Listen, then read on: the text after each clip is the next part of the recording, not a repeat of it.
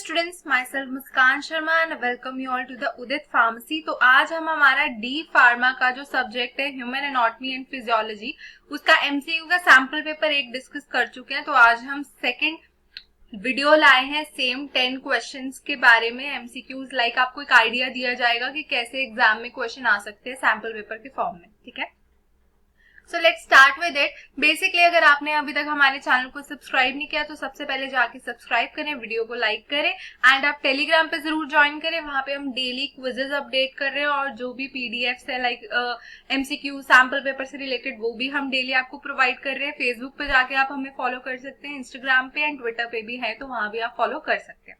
So let's start with the first question. क्या लिखा है, which of the following is a water soluble vitamin. हमसे पूछा है कि इनमें से वाटर सॉल्युबल विटामिन कौन सा है। तो अगर मैं विटामिन की बात करूं तो विटामिन हमारे दो तरह के होते हैं, fat soluble and water soluble, दो तरह के होते हैं।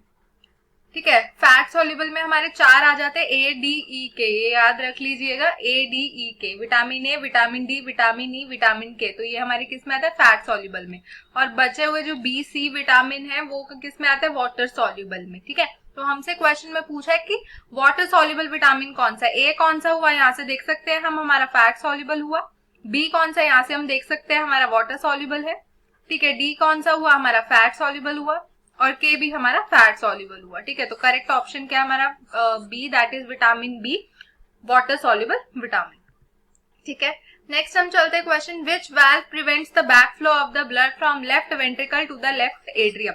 हमें बोला है वाल्व का मतलब होता है दरवाजा, आम भाषा में बोले तो दरवाजा, डोर।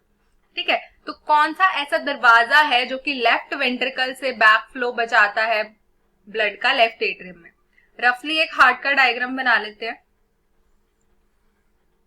ठीक है, तो ये हमारे दरवाजे हो गए दो, ये हमारा हो गया राइट एट्रियम, ये हमारा लेफ्ट एट्रियम, ये हमारा राइट वेंट्रिकल और ये हमारा लेफ्ट वेंट्रिकल।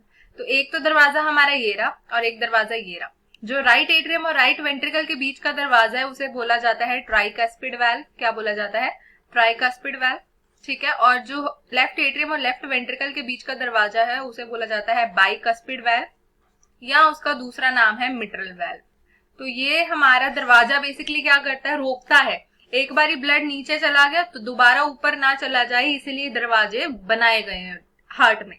ठीक है, तो हमसे लेफ्ट वेंट्रिकल और लेफ्ट एट्रियम के बीच में पूछा तो हम यहाँ से देख सकते हैं दैट इज बाइकस्पिड वाल्व या फिर मिट्रल वाल्व। ऑप्शन में बाइकस्पिड दिया तो ये हो गया हमारा करेक्ट आंसर। नेक्स्ट चलते हैं हम, क्या लिखा है, the simplest level of organization is the structural ladder is the, and the options are given there.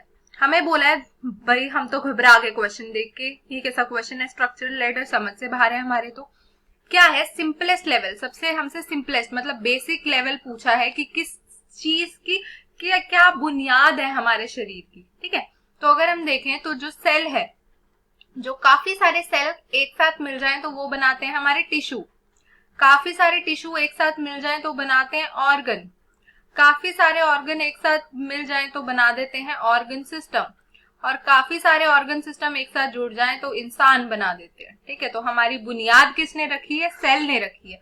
तो सेल क्या है, हमारा सिंपलेस्ट लेवल ऑफ ऑर्गेनाइजेशन है, मतलब हमारे जो ये सीढ़ी है हमारे शरीर बनने की उसका बेसिक कौन है, हमारा सेल। तो हमारा करेक्ट आंसर कौन होगा, सेलुलर लेवल। ठीक है, और अगर आपने ये सारी चीजें डिटेल में समझनी है, पूरा ह्यूमन एनाटॉमी एंड फिजियोलॉजी पढ़नी है तो उदित फार्मेसी क्लासेस है ऐप हमारा, जिसका लिंक आपको डिस्क्रिप्शन में मिल जाएगा। उसमें वीडियो लेक्चर्स आपको प्रोवाइड किए गए हैं। ठीक है, और अगर आपको इनसे रिलेटेड कोई भी क्वेरी है तो आप इस नंबर पे कॉल कर सकते हैं। और ह्यूमन एनाटॉमी एंड फिजियोलॉजी मैंने ही पढ़ाया है इस एप्लीकेशन में। ठीक है, नेक्स्ट क्वेश्चन है हमारा, where is SA node located. हमें बोला है कि एसए नोड कहाँ पर लोकेट है, कहाँ पे प्रेजेंट है। ठीक है, तो ऐसे नोड की फुल फॉर्म देख लें तो क्या बोलते हैं इसे, साइनो एट्रियल नोड। क्या बोला जाता है, साइनो एट्रियल नोड बोला जाता है।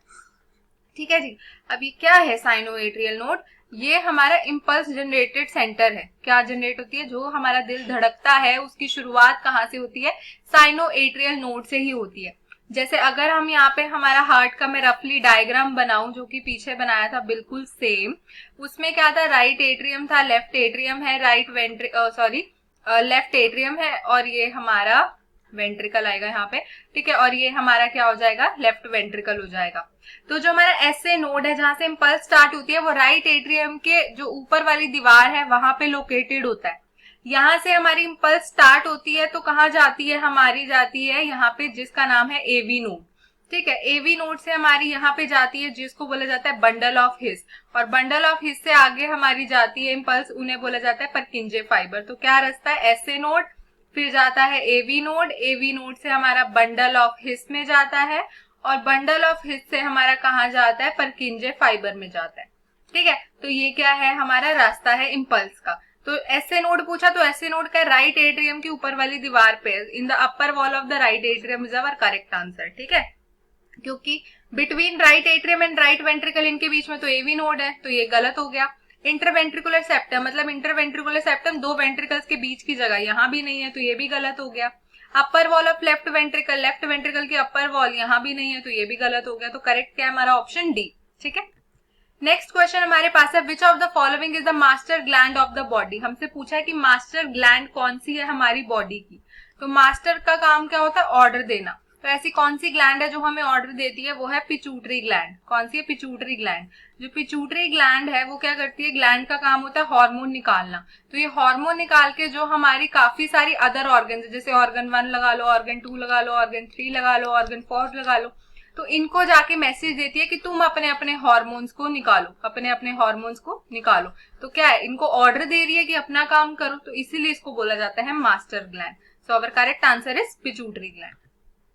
नेक्स्ट हमारे पास है, dash is the functional unit of digestion. हमें पूछा है कि डाइजेशन की फंक्शनल यूनिट, मतलब मैक्सिमम डाइजेशन हमारा करता कौन है, ठीक है। तो क्या है, हमारा जब माउथ से हम खाना लेते हैं तो वो जाता है हमारा ईसोफेगस, मतलब हमारे फूड पाइप के थ्रू जाता है कहाँ, स्टमक में, ठीक है। और स्टमक में चर्निंग और एसिड से मिलकर हमारा जाता है स्मॉल इंटेस्टाइन में, जहाँ पे मैक्सिमम डाइजेशन होती है, मैक्सिमम डाइजेशन होती है। लेकिन हमारी यूनिट नहीं है स्मॉल इंटेस्टाइन। स्मॉल इंटेस्टाइन के सरफेस पे फिंगर लाइक, उंगलियों जैसी प्रोजेक्शंस होती हैं जिनको बोला जाता है विलाई। क्या बोला जाता है, विलाई। और यही साइट होती है हमारी जहाँ पे मैक्सिमम डाइजेशन इसी की वजह से होती है, ज्यादा से ज्यादा खाना अपने अंदर एब्जॉर्ब कर लेती है, ठीक है। तो हमारा करेक्ट यहाँ पे क्या आएगा, villi is the functional unit of digestion, okay. Next question है हमारा, the lungs are protected by. Lungs किससे प्रोटेक्टेड है, जो हमारे फेफड़े हैं।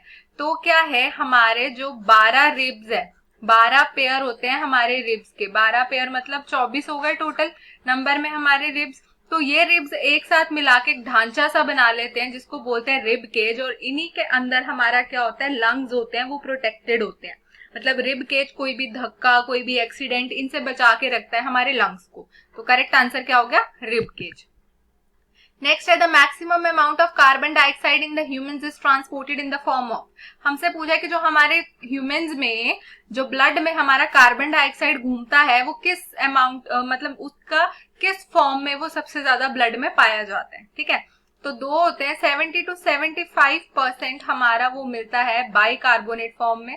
किस फॉर्म में मिलता है, बाइकार्बोनेट फॉर्म में। और बाकी का जो रिमेनिंग होता है वो हमारा या तो कार्बिनो में होगा या किसी और फॉर्म में होगा। कार्बिनो हीमोग्लोबिन, मतलब हीमोग्लोबिन के साथ प्रोडक्ट बना के होगा। तो मैक्सिमम हमारा बाइकार्बोनेट फॉर्म में घूमता है, तो अब करेक्ट आंसर इज बाइकार्बोनेट, ठीक है।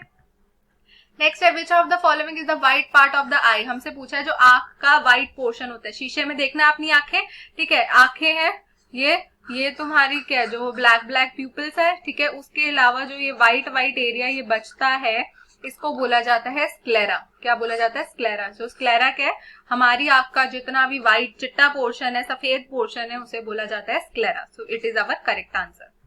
लास्ट क्वेश्चन है हमारा, विच of the following is the universal donor. हमसे पूछा कौन सा यूनिवर्सल डोनर है इन ब्लड ग्रुप्स में से।